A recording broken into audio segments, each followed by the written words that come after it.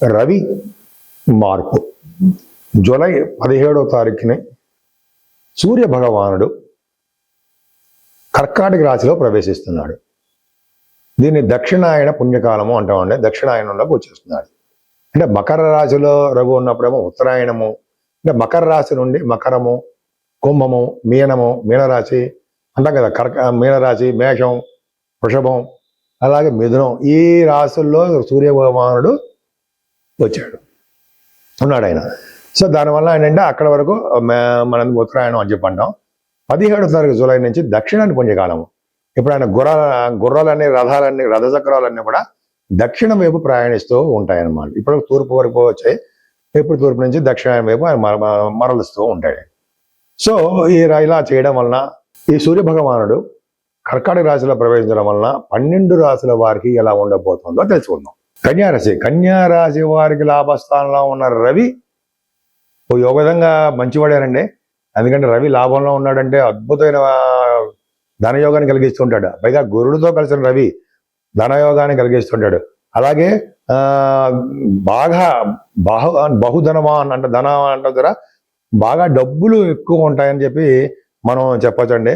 అంతేకాకుండా దృఢమైన చిత్తం కలగారు ఉంటారు. కోరికలు అలాగే డెడిక్షన్స్ పర్ఫెక్ట్గా ఉంటాయి. విశ్వవిఖ్యాతగా చెందిన వ్యక్తిగా, బాగా నేమ్ అండ్ ఫేమ్ గల వ్యక్తిగా ఉంటారు. దృఢమైన గాత్రం అంటే మంచి కంఠధ్వని మీకు బాగా ఉంటుంది. అంతేకాకుండా న్యాయంగా ధన సంపాదన మీకు ఉంటుంది. చాలా డబ్బు కలిగి పల్లకీలు ఎక్కి తిరిగే వాళ్ళ మీరు ఉంటారట. నిశ్చల మనస్కుడు, ప్రసిద్ధమైన వ్యక్తి. విరోధులు ఎక్కువగా ఉంటారుండో ఎదొకటి చూసుకోవాలి. మంచి బలమైన శరీరం కలవారుగా ఉంటారు. అంటే ఏంటంటే మీకు ఈ రవి వచ్చిన తర్వాత మంచి శరీర పుష్టి కలవారుగా మీరు ఉంటారు. అలాగే మీరు బహుధాన్యవంతుడు, ధనవంతుడు కూడా చెప్తాం. నిరంతరము ధన ప్రాప్తి కలుగుతుంటుంది. న్యాయబద్ధంగా ధన సంపాదన మీకు ఉంటుంది.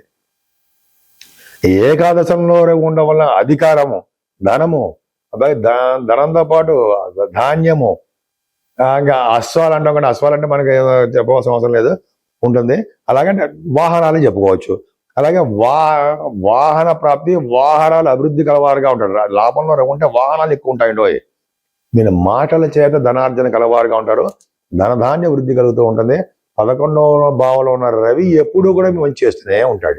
ఇప్పుడు మనం 12 రాశుల వారికి సూర్య భగవాను మనకి తెలుసుకుంటాం కాబట్టి ఆయనకి ఎలా చేస్తే బాగుంటుంది, మనకి తగ్గట్టుగానే మనం లిమిటెడ్ మనీతోటే మన ఇంటి దగ్గర మనం చేసుకునే కార్యక్రమాలు ఏముంటాయో తెలుసుకుందాం. అంటే మనం 12 రాశుల వారు సూర్య భగవానుడు కొద్దో గొప్ప మంచి చేస్తాడు తప్ప చెడు చేయడు. చాలా మందికి మాత్రం విదేశ పర్యటన మాత్రం కలిగిస్తూ ఉంటాడు. అక్కడ ప్రాబ్లమ్స్ లేకుండా, విదేశాల్లో ప్రాబ్లమ్స్ లేకుండా ఉండాలి అంటే విద్యారీత్యా వెళ్ళే వాళ్ళకి, ఉద్యోగరీత్యా వెళ్ళే వాళ్ళకి, వివాహం అయిపోయిన తర్వాత కూడా వెళ్ళే వారికి కూడా, చాలా షూటింగ్లు రీత్యా వెళ్ళేవారు కూడా విదేశాలు వెళ్తూ ఉంటారు. అదే ఇక్కడ కార్యక్రమాలు ఇక్కడ కూడా ఉంటూ ఉంటారు. సో సూర్య భగవాన్ని ఏ విధంగా చేసుకుంటే మనం ఇవన్నీ కార్యక్రమాలు బయటపడతా ఉంటాయి.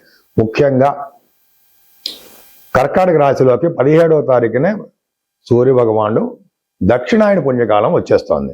సూర్య భగవానుడు మారుతున్నాడు. అంటే మిథున రాశిలోంచి కర్కాటక రాశిలోకి మారడమే దక్షిణాయన పుణ్యకాలము. కర్కాటక రాశిలోకి వచ్చేస్తాడు ఆయన.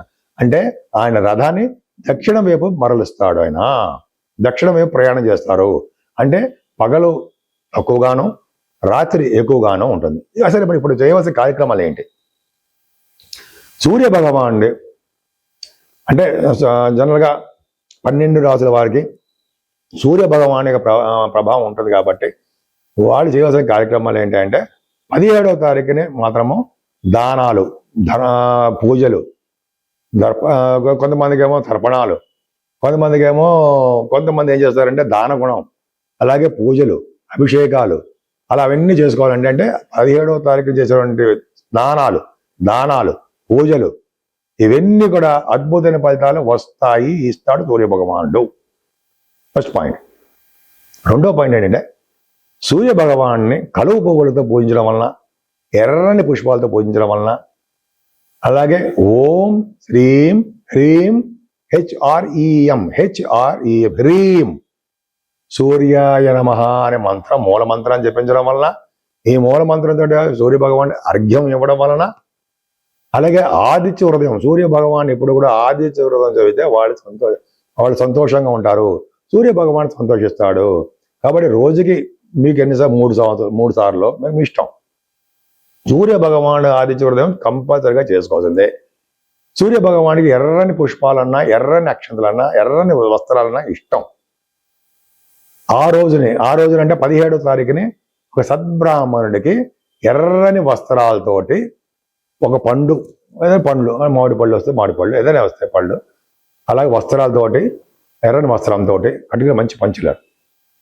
ఇలాగే దక్షిణతో పాటు స్వయం పాకంతో పాటు దానం ఇవ్వడం వలన సకల శుభాలు కలుగుతాయి.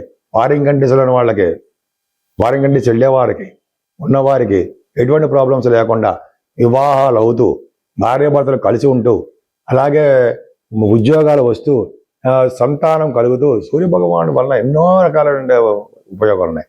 అవన్నీ కలిగిస్తూ ఉంటాడు సూర్యభగవానుడు. సూర్యభగవానుడు నమస్కార ప్రియుడు. నమస్కారం చేయడం వల్ల కూడా ఆయన సంతోషిస్తూ ఉంటాడు.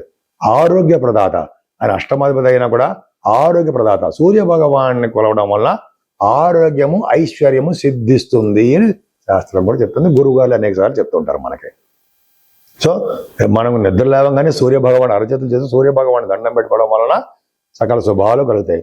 మన పూజాది కార్యక్రమంలో కూడా ఎర్రని పుష్పాలతోటి ఈ నెల్లాళ్ళు కూడా సూర్య భగవాన్ పూజించడం వలన సకల శుభాలు కలుగుతాయి. 12 రాజుల వారు కూడా ముఖ్యంగా చేయవలసిన పూజలు, కార్యక్రమాలు ఇవే. ఎంత చేసుకుంటే సూర్య భగవానికి అంత మేలు జరిగి భార్యాభర్తలు కలిసి ఉండడమే కాకుండా శుభకార్యాలు, అనేక విషయాలు, మంచి మంచి విషయాలు మనకి అవడంతో అవే కలిసి వస్తూ ఉంటాయని చెప్పేసి అంటాయనలో సందేహం లేదు.